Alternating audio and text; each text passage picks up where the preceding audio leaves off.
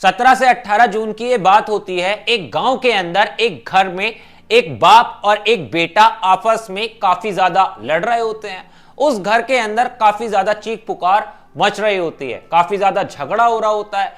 बाप बेटा एक दूसरे को लात घूंसों से मार रहे होते हैं, एक दूसरे का गला तक दबा रहे होते हैं। अब जैसे ही चीख पुकार की आवाजें और लड़ाई की बात आसपास के लोगों को पता चलती है, गांव के लोगों को पता चलती है, तो काफी ज्यादा तादाद में लोग उसकी घर की तरफ पहुंच जाते हैं। कुछ लोग अपनी छतों पर से उस घर की लड़ाई को देखना शुरू करते हैं। लड़ाई काफी ज्यादा खतरनाक हो रही थी।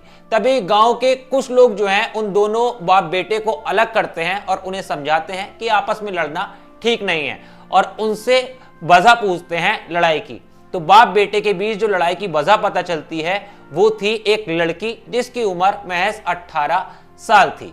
नमस्कार दोस्तों, मेरा नाम है ऋषभ चौहान। मैं आपके लिए एक और सच्ची घटना पर आधारित कहानी लेकर आ चुका हूं। इस कहानी को शुरू करते हैं, लेकिन उससे पहले मैं आपको हमेशा की तरह जगह और किरदारों के बारे में बता देता हूं, जिससे आप बेहतर तरीके से इस पूरी घटना को कहानी के माध्यम से आसान भाषा में समझ पाएं।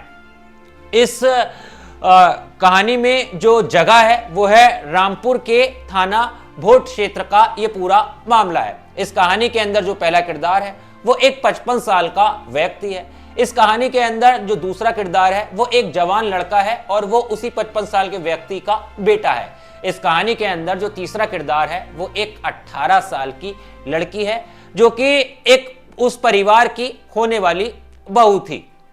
अब इस कहानी की शुरुआत होती है साल 2024 से। साल 2024 के 3 से 4 महीने निकले ही होंगे, तभी एक गांव का व्यक्ति उस 55 साल के व्यक्ति के पास में आता है और उससे कहता है कि मैं तुम्हारे बेटे के लिए एक बहुत अच्छा रिश्ता लेकर आया हूं। लड़की देखने में बहुत सुंदर है और तुम्हारे घर को काफी अच्छे से चलाएगी, लेकिन हाँ, लड़की बेहद ज्यादा गरीब परिवार से आती है, इसीलिए उनके पास देने के लिए कुछ भी नहीं है। अगर तुम कहो तो मैं बात आगे बढ़ाता हूं। तो वो 55 साल का व्यक्ति उससे कहता है कि तुम बात आगे बढ़ाओ, हम एक बार उस लड़की को देखना चाहते हैं। अगर लड़की पसंद आएगी तो फिर हम अपने बेटे के लिए हाँ कर देंगे, दोनों का रिश्ता पक्का कर देंगे। अब वो बीच का जो आदमी होता है वो लड़की के परिवार के पास जाता है, जो कि उस व्यक्ति के गांव से थोड़ी ही दूर पर एक दूसरा गांव था। वहां जाकर बातचीत करता है उस लड़की के परिवार वालों से। कहता है कि भाई, मैंने तुम्हारी लड़की के लिए रिश्ता देख लिया है, वो लड़की को देखने के लिए कह रहे हैं, अगर तुम्हारी हाँ हो तो फिर मैं दोनों की मुलाकात करवा देता हूँ। लड़की के परिवार वाले भी कहते हैं कि साहब, हमें क्या दिक्कत है, हमें तो अपनी लड़की की शादी करनी ही है। अब शादी की से पहले दोनों परिवार के मिलने की एक डेट रखी जाती है। उसमें लड़के का जो पिता होता है, लड़की की माँ होती है, ये सारे लोग उस लड़की को देखने जाते हैं, लड़की को पसंद कर लेते हैं। लड़की देखने में काफी ज्यादा सुंदर होती है। उसके बाद दोनों का रिश्ता पक्का करने के बाद शादी की डेट के लिए आगे की बातचीत टाल दी जाती है। कहते हैं कि अभी ठीक है, रिश्तेदारी अब हमारी हो चुकी है, शादी की डेट जो है वो आने वाले समय पर तय कर लेंगे। देखते ही देखते समय निकलता रहता है। अब वो 55 साल का जो व्यक्ति था वो अपने बेटे की बार बार ससुराल जाना शुरू कर देता है। कभी किसी बहाने से, कभी किसी बहाने से, कभी किसी त्योहार पर। आए दिन हर महीने का उसका यही था कि वो अपने बेटे के ससुराल में पहुंच जाया करता था। अब देखते ही देखते समय और निकल जाता है। साल 2025 आता है। अब इसी साल 2025 में दिन होता है 10 से 11 जून का। 10 से 11 जून की ये बात होती है।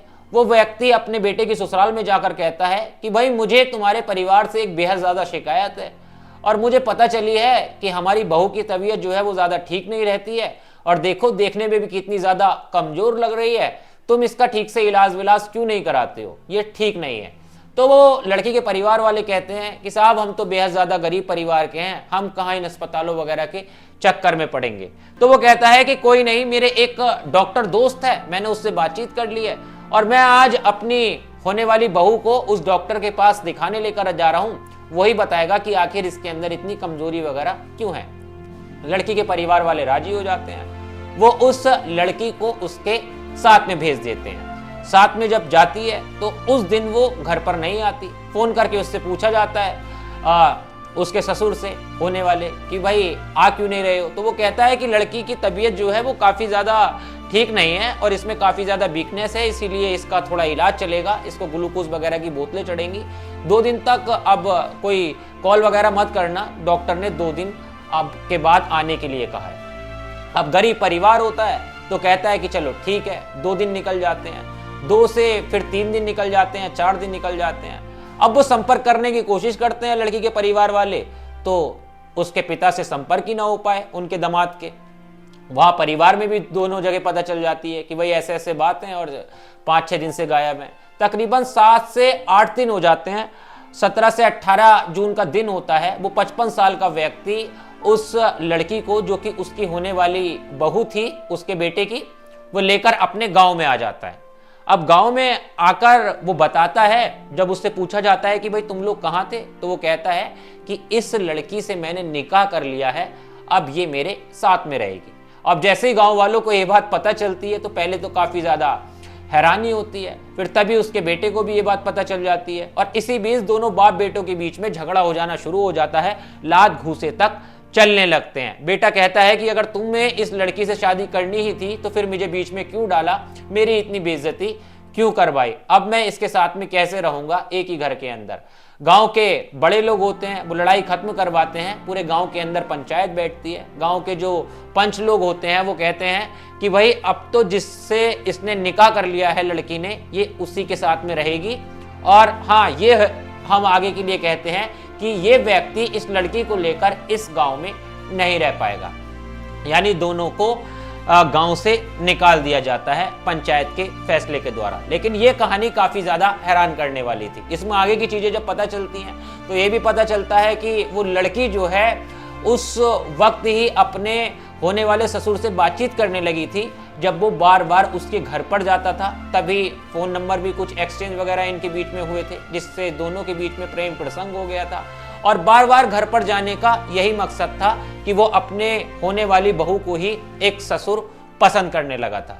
अब इस कहानी के बाद चर्चा ये भी तेज हो गई है कि अभी कुछ दिन पहले आपने अलीगढ़ के अंदर देखा होगा कि शादी से पहले एक दामाद जो है वो अपनी सास को लेकर किस तरह से फरार हो गया था।